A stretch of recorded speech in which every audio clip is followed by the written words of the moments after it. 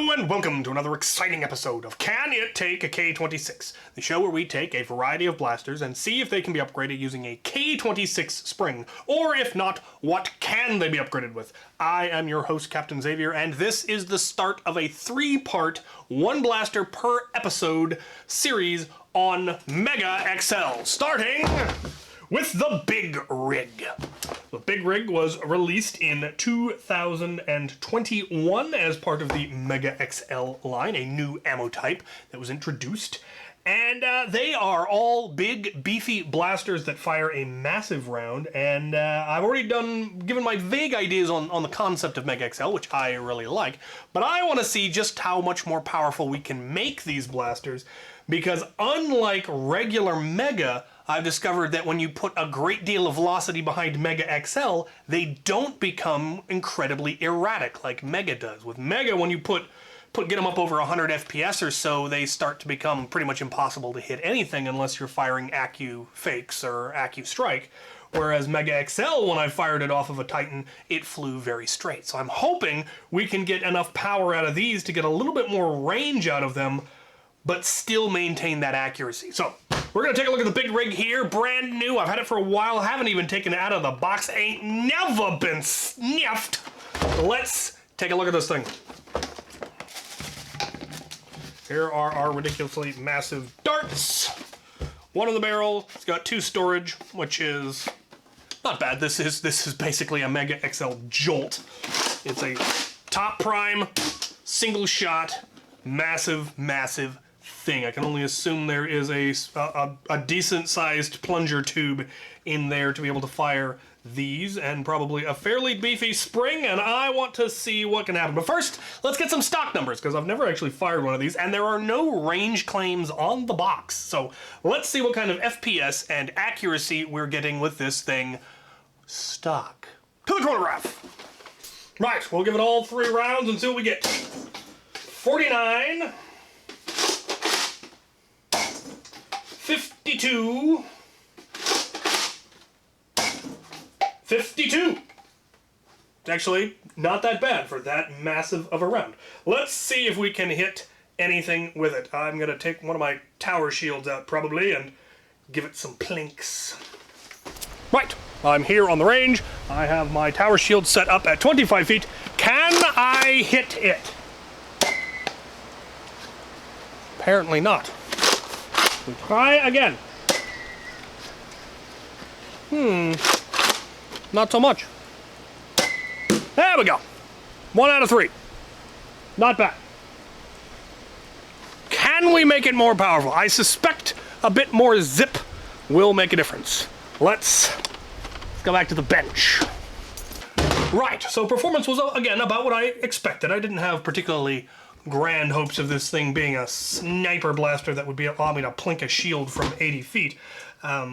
But I would like to get more power. I would like a little bit more zip out of something that I'm trying to take a shield out with, because while Mega XL is still fairly small, it is still dodgeable, and I want more. So we're gonna pop this thing open and see if it can take a heavier spring. I have K25, K26, and K14. We'll see if any of them will physically fit, if it's able to prime or catch them, and if it's actually an improvement, because I imagine the spring in this is probably already pretty beefy. So let's get this thing open.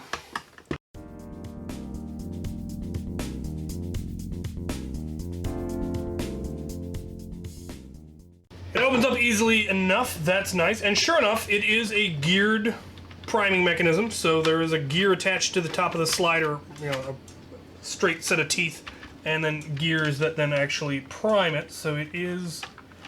that is a beefy spring in there. Okay, let's see if we can get to it. I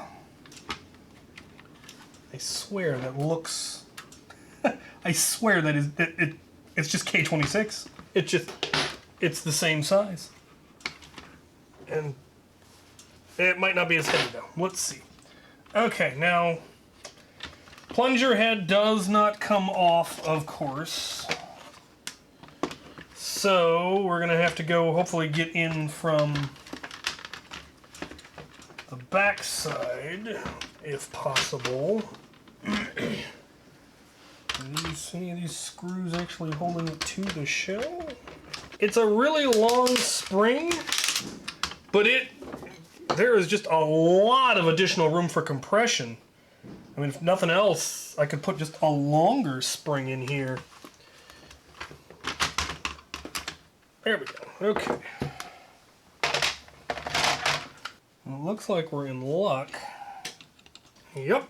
The plunger head doesn't come off, but you can get it off of the back. Now, let's take a look. It is the exact same diameter and a very, very similar frequency. And, Lord, a very similar weight. And it is a long spring. Now, I wonder... I don't know how much... K26 is thicker and that much longer. I think we could probably pre-compress that whole thing. Yeah, I'm willing to bet we can pre-compress this whole thing, this length, and still have it compress and still get enough compression. So we're going to try it, and hopefully it doesn't break the internals. It's a lot of power right there. That's a full length of K26. I don't think, well, there may have been a few blasters where I've tried to put a full length of K26 into a stock blaster. But there aren't very many. Getting this back in here is going to be the tricky part.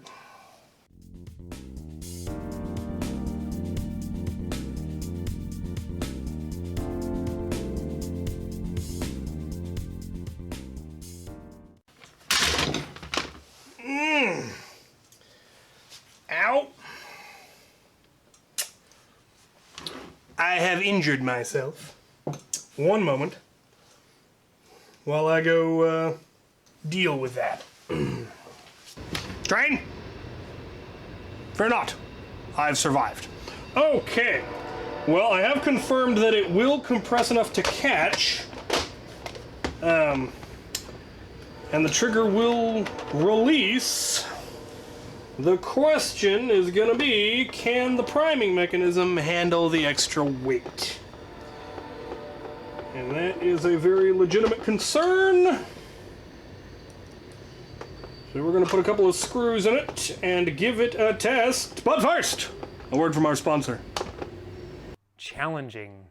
Yeah, right.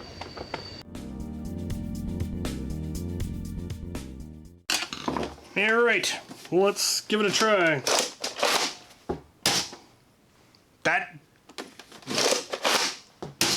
Yeah, that's actually doesn't even feel like that heavy of a prime. But is it in fact more powerful? We're gonna find out. Try to put the rest of these screws back in.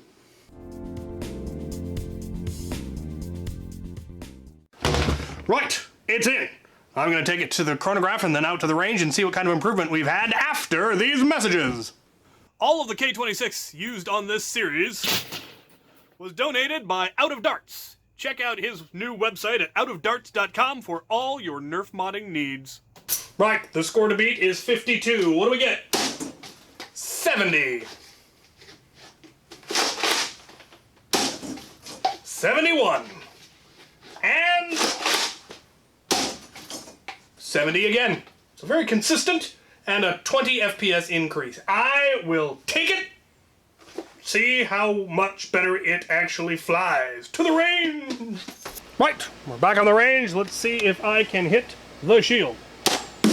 Yes. Oh, barely missed. And yes. Definitely an improvement, I feel. A little bit more zip, which would make it harder to dodge. And, seems about the same accuracy. Maybe a little bit better. Alright. Let's go have some words about it. Right, so my final thoughts on this. Well, we did see a performance increase from 50 FPS to 70 FPS. That is not insignificant. I'm not really sure how much more power these things have with that extra 20 FPS. These are have a lot of mass to them, so I'll have to see what it's like to actually get hit by something firing at that speed with that much mass, but I doubt it will be too terrible. The accuracy did not suffer. I was able to hit 2 out of 3 shots and almost hit the 3rd with the higher FPS, so that's lovely. And it's definitely traveling faster, which makes it harder to dodge. So all of that is definitely a boon. A couple of just odd things that I noticed about the blaster towards the end and did a little research, and a number of people have also said the same thing. I very much agree with Dr. Flux in that this grip is kind of small, which is unusual given that this is a massive beefy blaster from the girth line, but has yet a smaller grip than, say, a hammer shot. With a hammer shot, I can get a whole extra finger on there, and with this one, I'm barely able to get my pinky on there. It's almost hanging off. It's not cartoonishly small like some of the old Busby blasters were, and I do have large hands, and obviously these are meant for kids, but it's just kind of weird that the massive pistol has the slightly small handle. And it's not endemic of the line because the Bone Dozer has a perfectly good large handle, a very comfortable one really. So it's just kind of struck me as weird that the Big Rig has a slightly smaller grip than you would normally expect.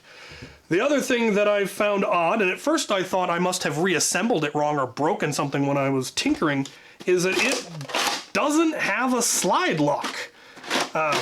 And I ended up having to go watch Wallcom's review on it to confirm that, and he very much noted the same thing, that it has a lack of a slide, that there's no lock on the slide.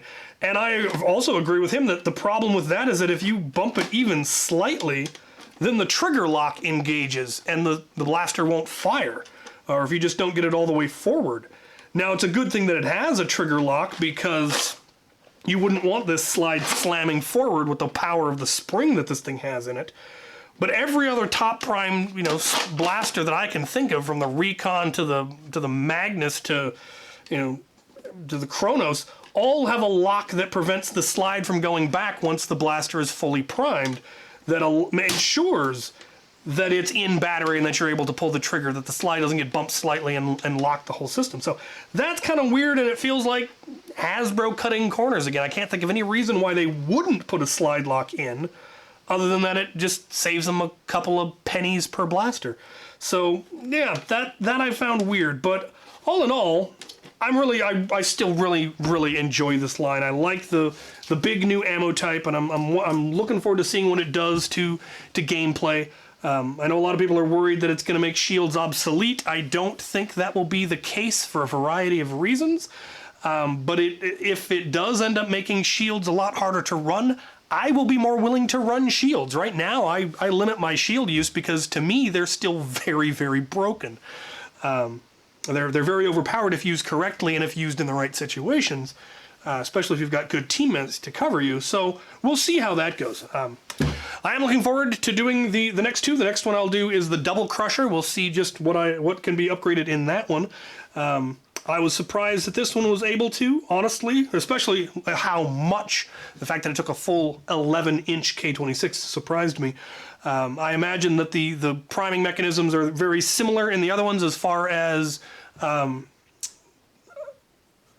a geared priming mechanism. That one, it might be a little bit more offset because it's a front pump. We'll see if it... What? How very dare you, sir? Bugs falling out of the sky. Rude.